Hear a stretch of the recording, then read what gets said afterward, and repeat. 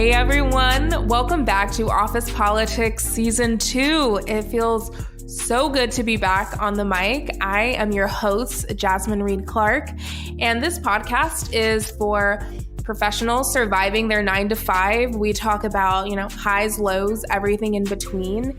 And to kick off this second season, I have a very special guest.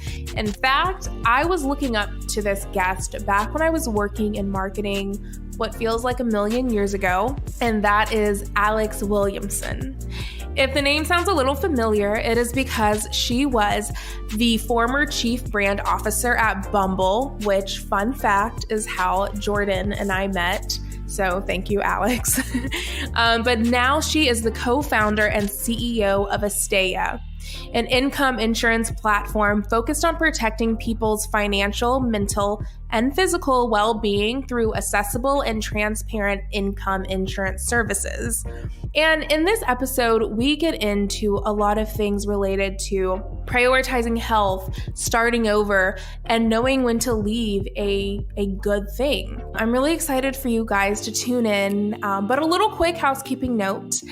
In my excitement, I definitely made a few tech issues. I recorded while Mercury was in retrograde, so my audio is going to be a little bit muffled, but it shouldn't matter too much. We're really here to hear what Alex has to say.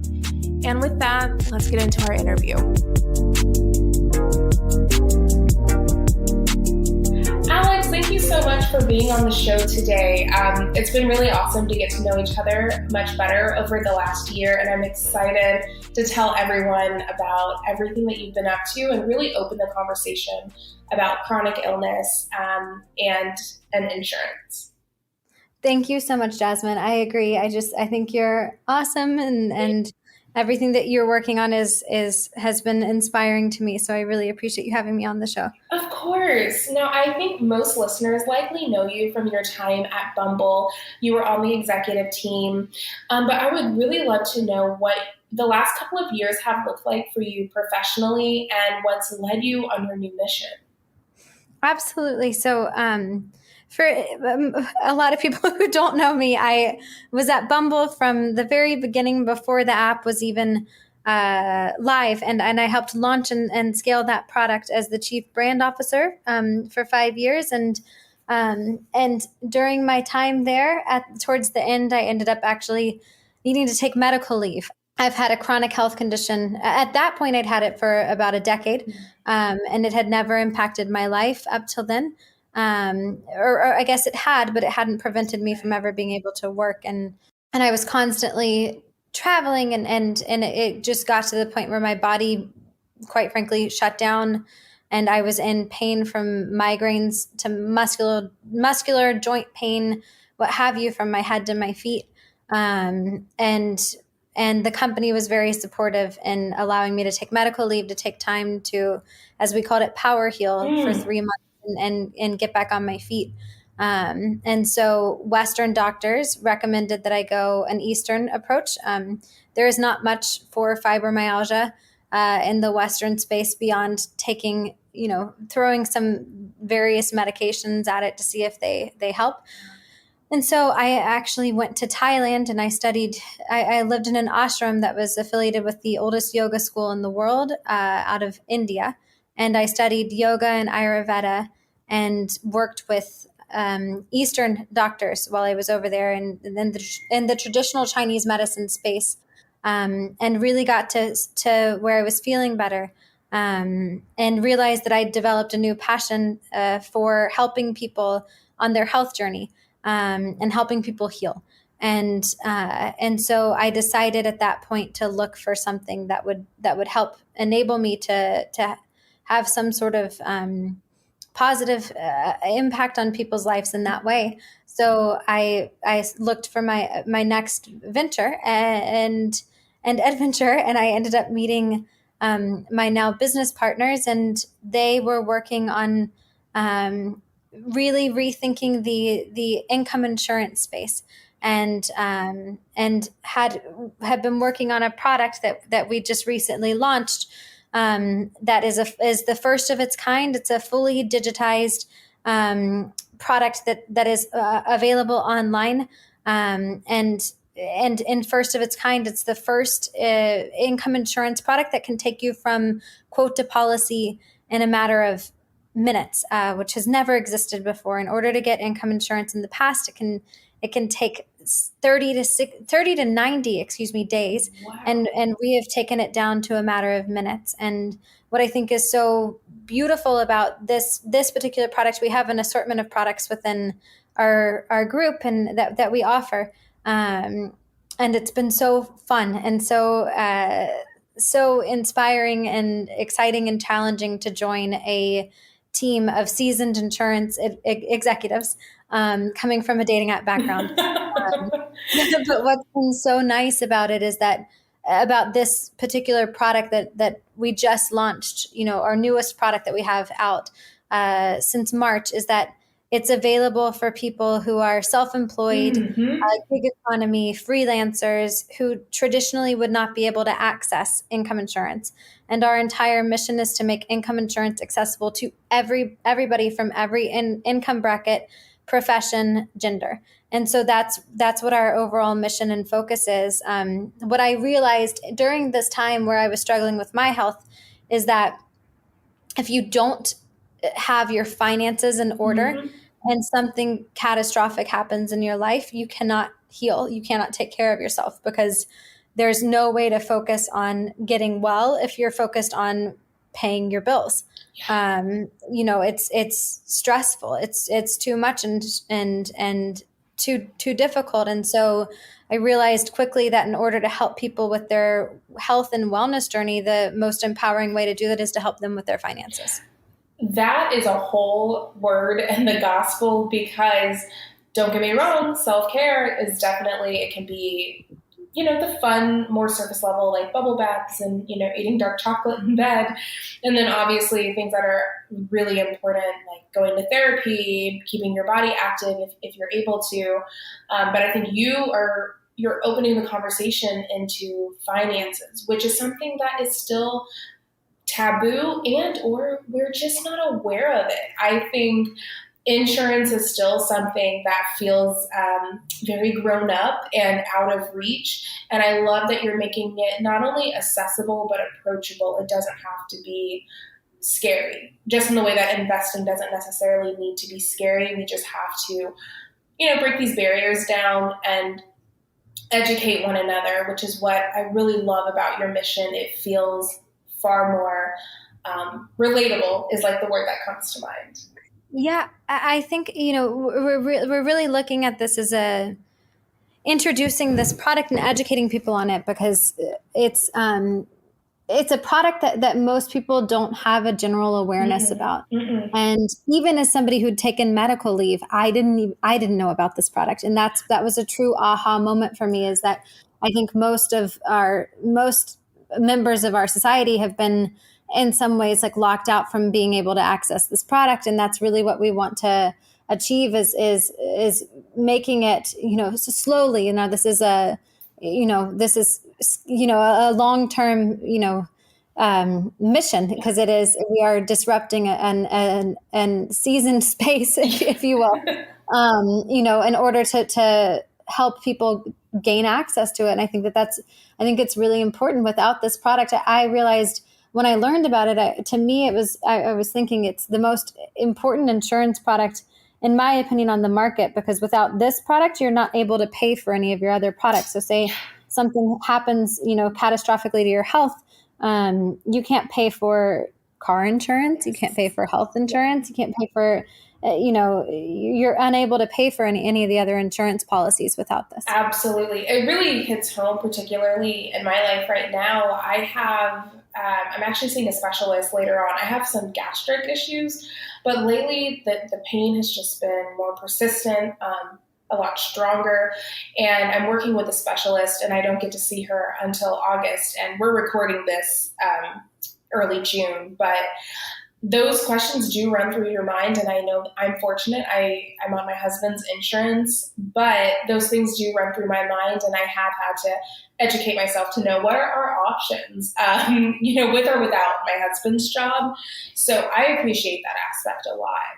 And I would love to talk about the past year and that I think 2020 helped shape many of us to be more educated, conscious individuals.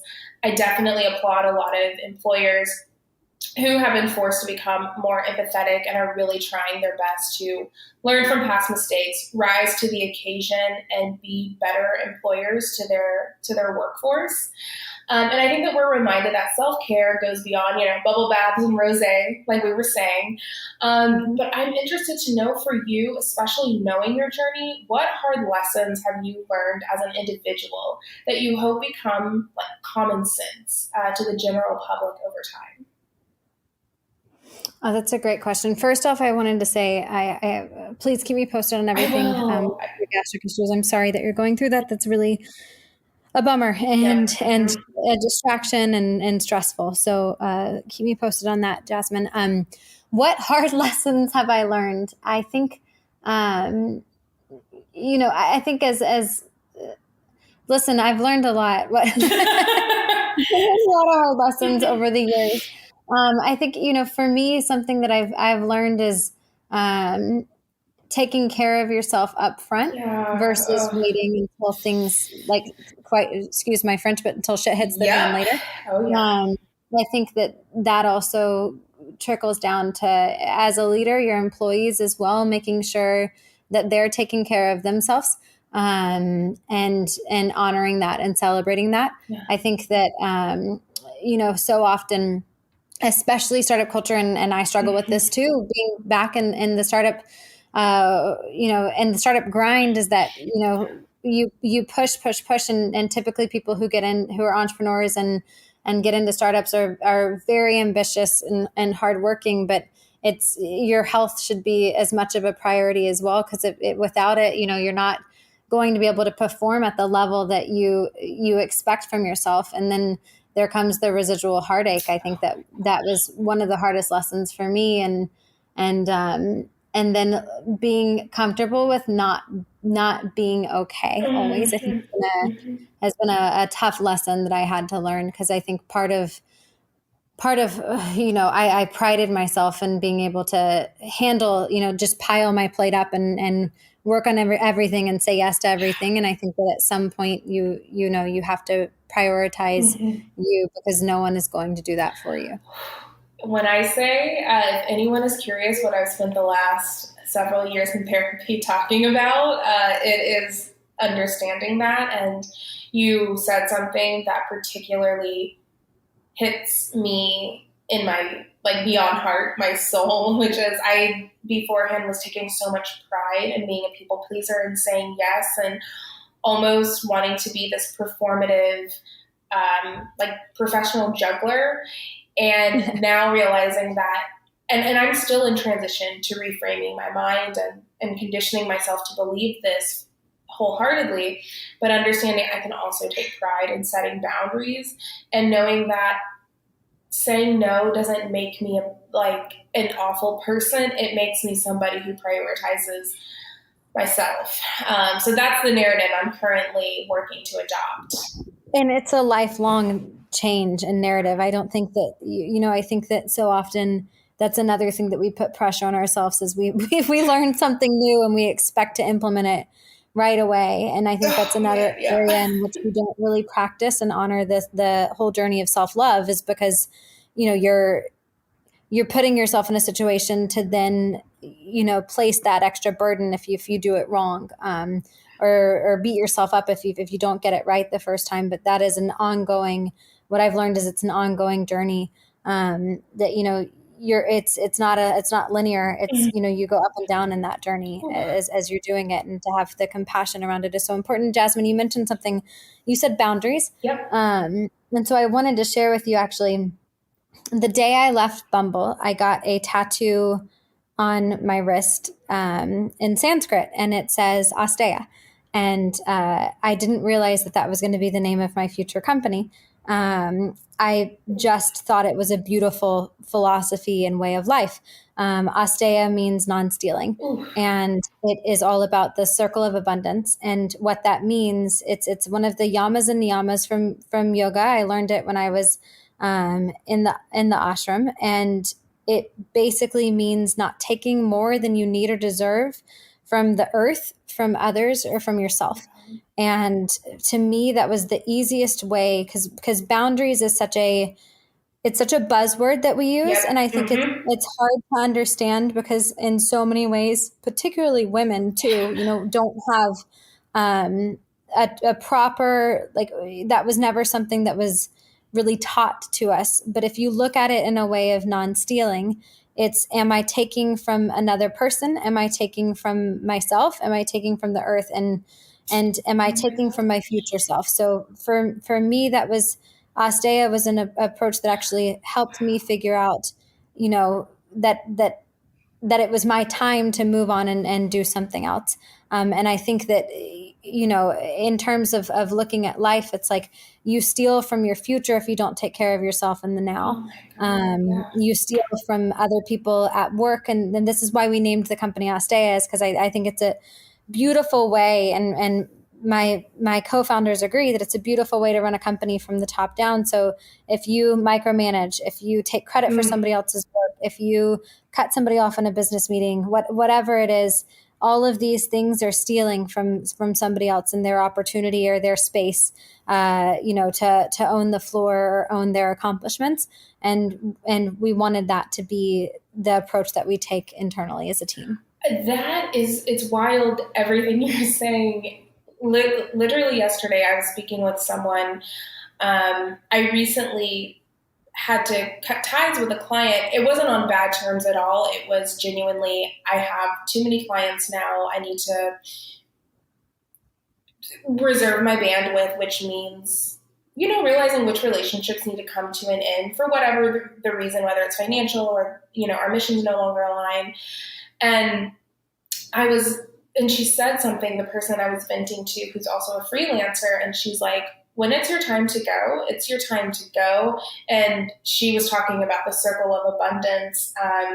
And I think that's such a beautiful way to reframe it. And I really hope that becomes more part of Western culture as well. Again, I think we've just barely scratched the surface, but I really hope as a culture we begin to evolve and understand what you just said. We don't have to steal the spotlight at work. We don't have to steal the spotlight in our personal lives either. Yeah, and I think exactly. I think too, the circle of abundance. It's that whole concept that if you put in, if you're open and willing to put in more than you take out or into life in general, and not to the point that you exhaust or overexert yourself. The whole concept is if you put in more than you take out, then you create abundance for the world. And for the earth. And that's a way of thinking about it. I mean, it can be as granular as, the workplace or the way that we treat the earth. It goes across everything, which is why I loved it so much. And I thought it was a nice way to live. Do I truly practice it every day? No, I think that would be, again, like we're talking about, this is, learning new concepts and reframing your life is a day-to-day practice. Lifelong, absolutely. Yes, exactly. And switching gears just a little bit, I know we talked about it a few weeks ago, but when you worked at Bumble, you were a leader among an all-female suite. Almost all. You're right. Thank you. And what did you learn about being with a nearly all-female suite, and what stereotypes I know we've talked offline. One in particular is, women make horrible bosses because whatever stereotype we want to insert here, but it's been so refreshing to learn your experience. And I would love to hear you speak more about what your relationship was like with the other leaders at Bumble. Sure. It was very special. My time at Bumble, I have to say that was some of I feel very, very privileged and lucky to have gotten the opportunity to be a part of that company. And what I found and what I thought was so interesting is that you hear it all the time. It's like, women working together. Ooh, all women. It's petty. It's got to be catty. There's got to be so much drama. And it was actually quite the opposite. From my experience, I had so much support. And, I think that there's a level of what was really interesting about Bumble, and which I don't know if I would ever be able to operate in another way now after being there, is that we really encouraged people to bring their whole selves to work. And that doesn't mean, like showing up like unprofessionally, or, like your whole self wants to drink rosé at 2 p.m. But Oh, that's just not like, in the employee handbook? yeah, Oh, yeah. okay. No, but what I mean is like, showing up and allowing yourself to be human. Yeah, of course. I think is so important, because it enables you to build trust within teams.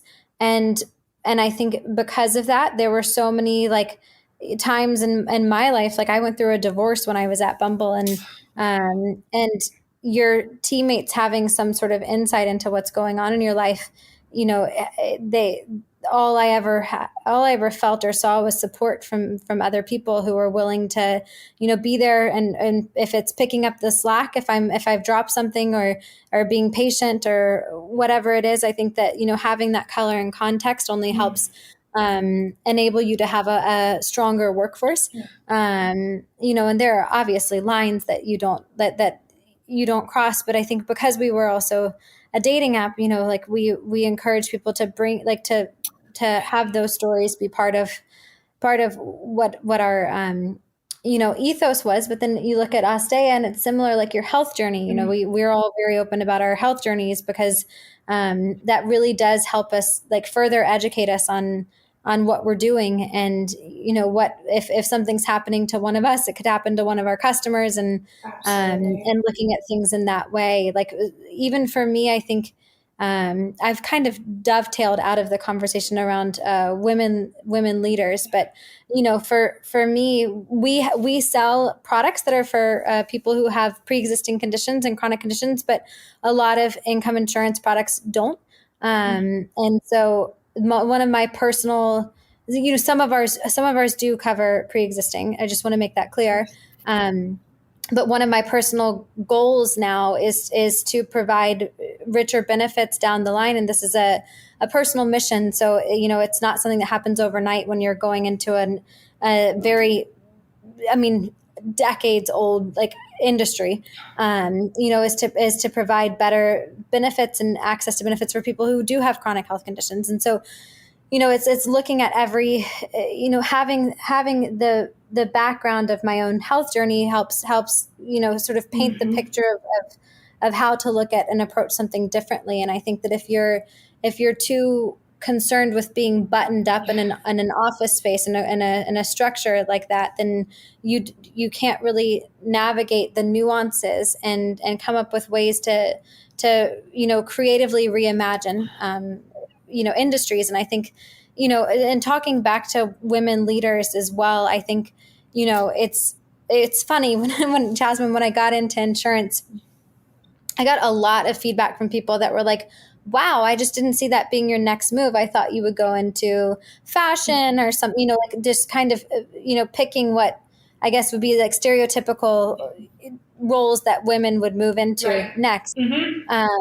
And I would just like take this moment to encourage, like, women, like, you can learn new skills, you can learn new industries. And there so many of these industries, especially in the financial world, I typically would have probably stayed away from.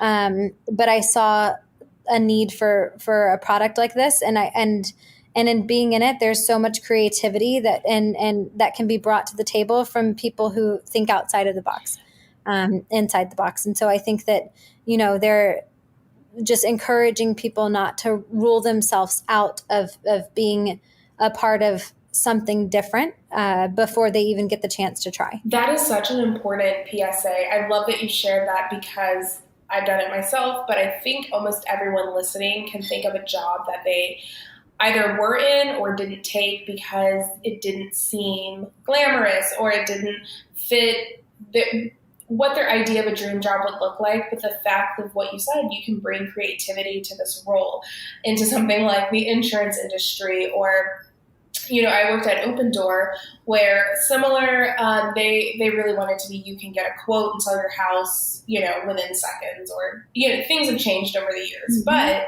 I never thought I would work in real estate for 3 years, and granted, I was on the HR side of things, but it was like, we were always just it was like adult Tetris. Like, how can we make this more accessible, creative?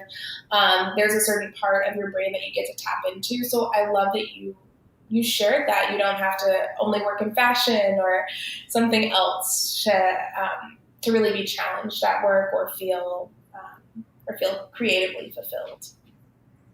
Yeah, I think it is. It's so fun to get into different industries, and there's so many ways to be creative. And I think that there's creativity is often, we look at it exactly like you're saying, like the glamorous approaches to creativity, but creativity is really being able to think differently and apply that into whatever role you're in. So if you're working at a company that or working for something that doesn't feel as as like Instagrammable, I guess, yes. Way to say that.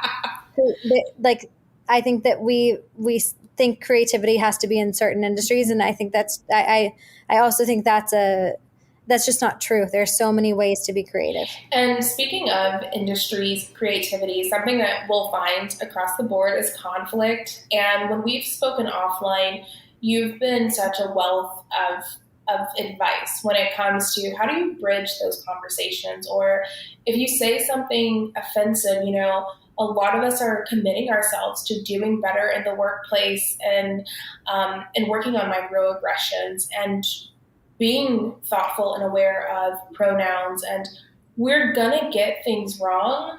I would love for you to share some of the advice that we've talked about offline and how to approach conversations and how to try to show up and do your best every day as we really navigate a new workforce after 2020. Yeah, I think it's amazing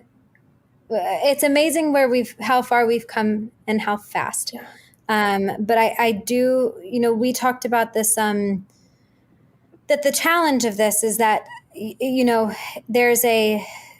there are a lot of challenges of really, reframing the workplace or bringing empathy into the workplace, or just like it's not even empathy. It's just understanding of others in the workplace. And, we really started our journey early on by putting women in control of dating, seeing like those dynamics flip. And really, as a team of women, like I remember at the beginning of Bumble, people saying to me, like close men in my life saying things to me like, oh, like your new little gig, or isn't this a gimmick, or doesn't this feel sleazy, like that you're doing this, or, just kind of talking down in some ways to me as a woman. And so I experienced that feeling very quickly, in that space. And I think that, as we continue to expand and evolve and grow, I think I shared this with you that, the early team at Bumble, you hire based on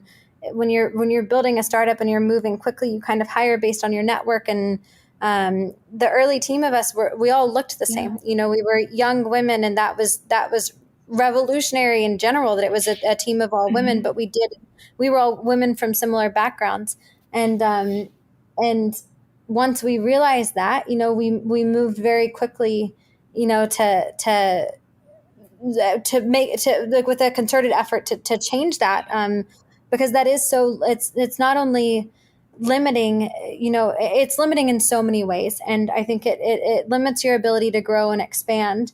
But it also limits your ability, like if we're saying we're trying to achieve equality in dating, and we're only speaking to one type of audience, that's not really achieving equality in dating, period. Like you have to be able to speak to every audience and every person's experience. And you can't do that if you're working in a, in sort of like an like echo chamber. And so absolutely. Actually, I don't know if you're familiar. I believe her name is Gabby, but she's the editor-in-chief of Nylon.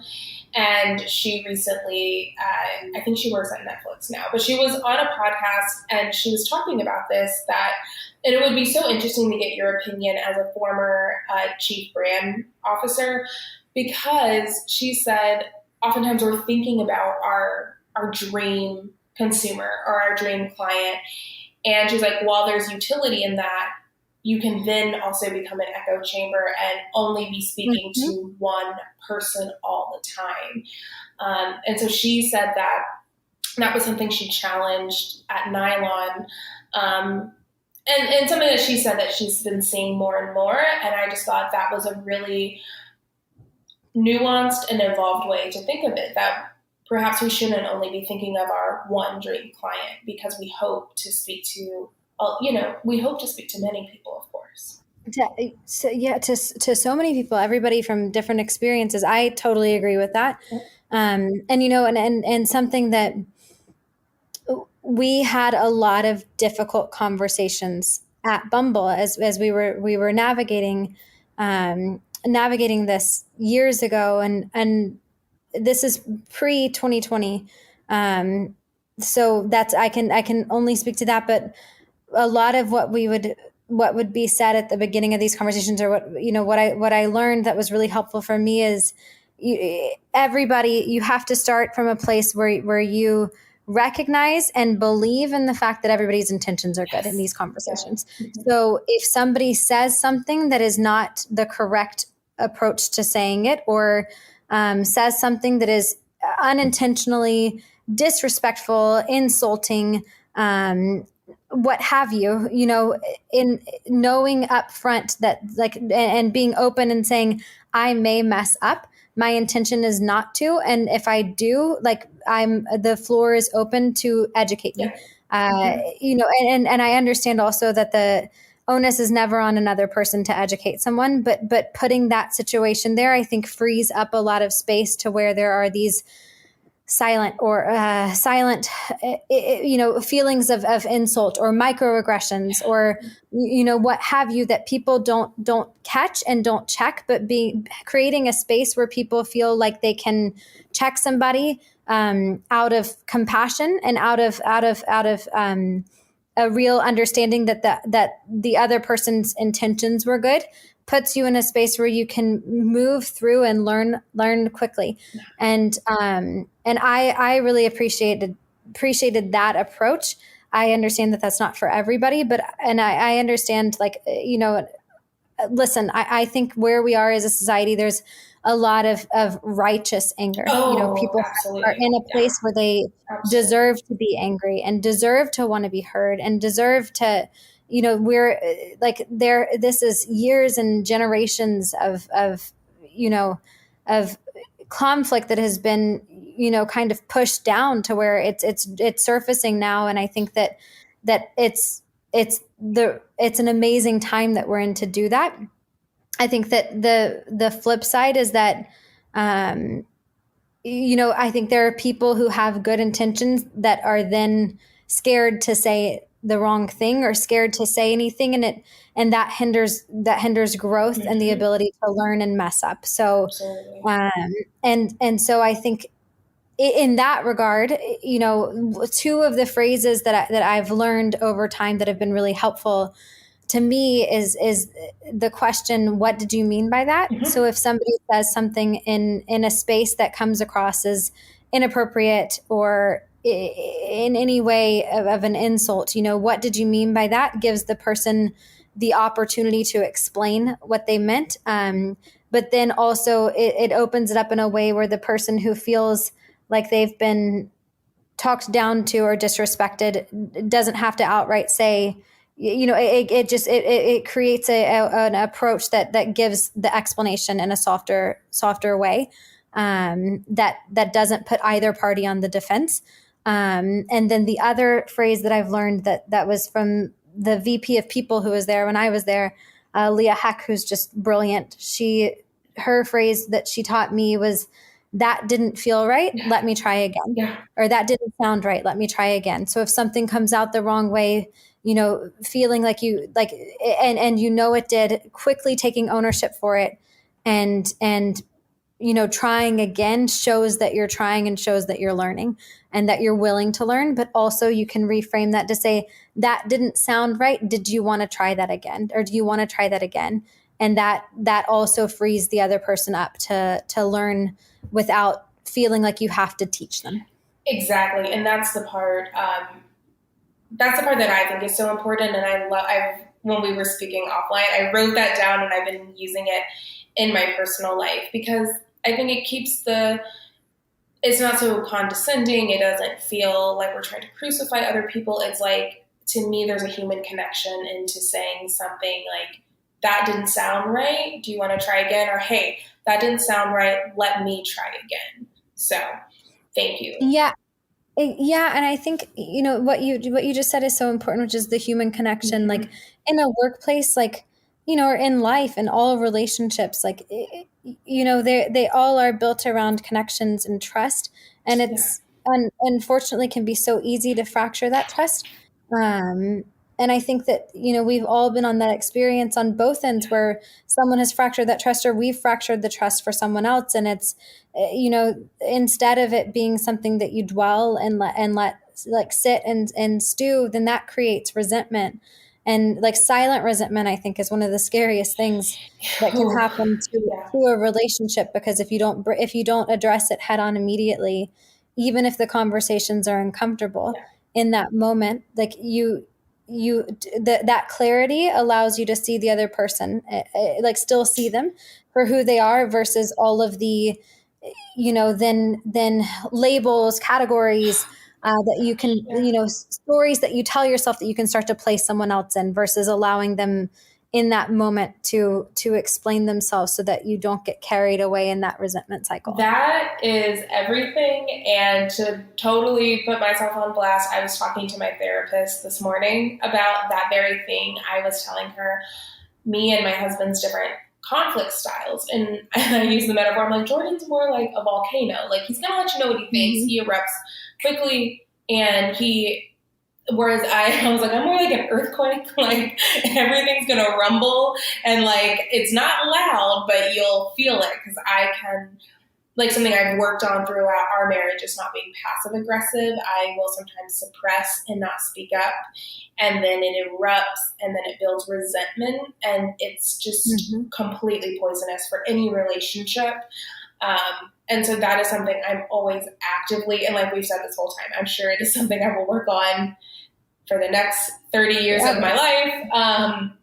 But absolutely, it breeds resentment. And one thing she taught me today, and I thought this was such a beautiful metaphor, she said, conflicts, even things that aren't big fights, but just, healthy conflicts of, which hotel should we book for this upcoming trip? She was like, really see conflict as a road trip. And she's like, on a road trip, you take pit stops, and, you might get lost, but you'll eventually get to the destination. And it's okay to take breaks and say, okay, you know what? We're both getting heated right now. Let's come back to this.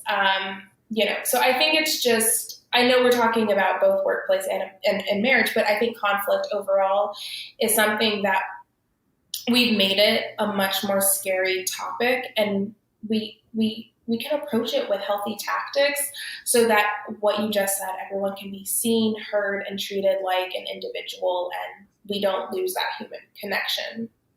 I love that. And I think that one of the hardest lessons to learn is that, in life, and as we evolve in life, and like constant life lessons also, is that we're all toxic, and we're all, like, I believe we all have the ability to be toxic or to poison relationships, just as we all have the ability to bring light and to be good in relationships. Like, I don't think that we're like one person is good and one person is bad. I think that we're all just navigating things, and if we can see it in that way, it's a lot easier.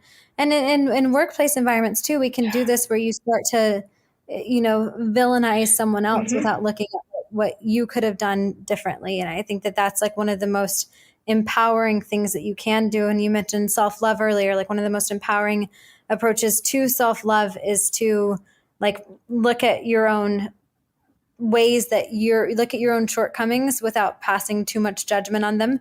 And I think that opens you up to, like, opens us all up to being more willing to see other shortcomings. Absolutely. Oh, this has been brilliant. Well, Alex, I know I want to get into our rapid fire. So Sure. We will go answer it. You can elaborate, keep it short and sweet, whatever you want. But we have 5 questions. So when was a time, either professional or personal, that you realized the right thing and the hard thing were the same? Oh, gosh. Rapid fire questions. Let's see. Right thing and the wrong thing. Right thing and the hard thing were the same. Admitting that I was in an insane amount of pain, and realizing that I wasn't okay, and having to share that widely with a team, and take steps to take care of that, and realize that that in not doing that, I was not going to be the leader that I wanted to be if I didn't start taking care of my health. And, and something that I think, going back to the previous question, we are, when you're everybody, like I was saying, everybody can bring poison into a workplace, or, I think when we get stressed too, there's a lot of, like, there are behavioral shifts that take place in people and employees that, they don't intend to do, but happen. And so there's has to be grace with that, but I had to have grace with myself. That's a kind of a side topic that I just kind of brought in there in a rapid fire sort of way. No, that's perfect. But I think that, that was just something following up on that previous question. I think that, there's just like having a lot of grace for people, but also having grace for yourself. I think that for me, being able to admit that I wasn't okay was like a huge blow to the ego, because I had built myself up to felt like I seemed okay, and felt like I, had this image that I was able to carry everything and like the weight of the world, and not being able to do so was really, it was almost humiliating in a lot of ways. And that was the right move to make, to take care of my health, and to admit that. Absolutely. That I was in pain, because I think that, it was almost like realizing that I was not physically well was almost like taking off a mask. And in a way I'd been hiding that from not only other people, but from myself, like not admitting it to myself. And I think that was one of the hardest things, was to admit, not only to broadly, but also to me. Absolutely, man.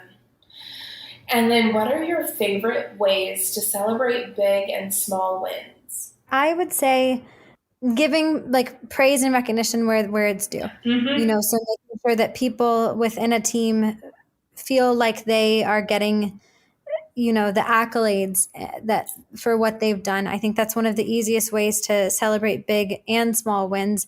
Pre-COVID, there were a lot of easy ways to celebrate big wins, but I think that, using them to propel yourself forward. I think that one of the most important things is to never get too carried away in a big win or a big fail. Or a small win or a small fail. Allow yourself to enjoy them, but not focus too much on them, because I think that it's easy as you're building something, if you sit and dwell too much on either, then you don't stay on the like straight and narrow path to a lot of times to success. Absolutely. That's brilliant. What is the one thing about wealth management and or business that few people know, but you wish everyone knew? Income insurance. Yes. Without hesitation, to me, that knowing that there is something that safeguards your finances in the event of an illness or an accident, and having that as an option, to me is something that I wish more people knew about. I think, as I've spoken to financial advisors, they say that that's something that they wish that people had more awareness of.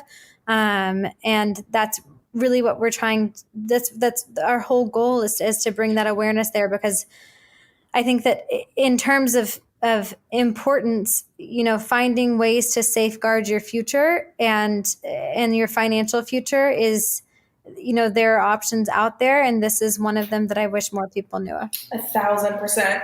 In fact, I would have been shocked if you had said anything else. And then please complete this sentence. The best way to handle a toxic work environment is to blank.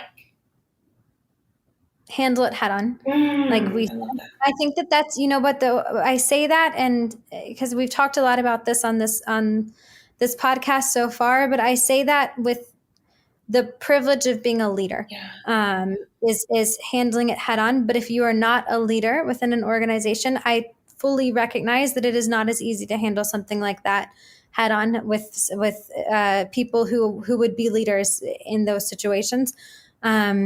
So I would say making the effort to diagnose the problem and find the solution versus, talking about it, overcomplicating it, and blowing it up, inflating it in your head.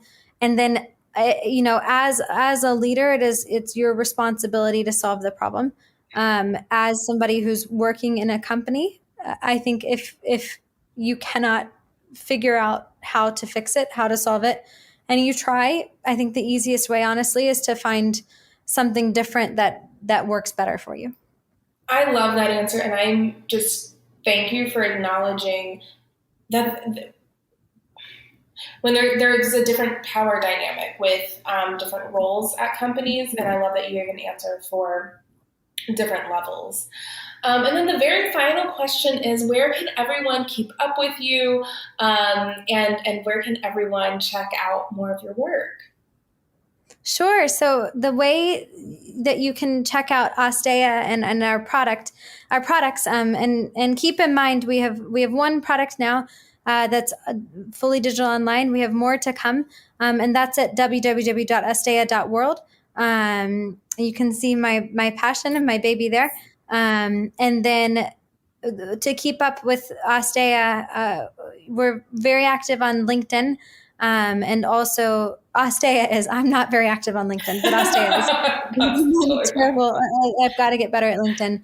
And on Instagram at asteya.world. And then if you want to say hi to me or follow along with what I'm doing, it's my last name on Instagram, and that's at Williamson. Perfect. Oh, Alex, thank you so much. I know you're incredibly busy, and I really appreciate just your raw vulnerability, your candor, and I just really thank you for all the work that you're doing. And with that, guys, yes, go check out Alex, and until next time, I will talk to you later.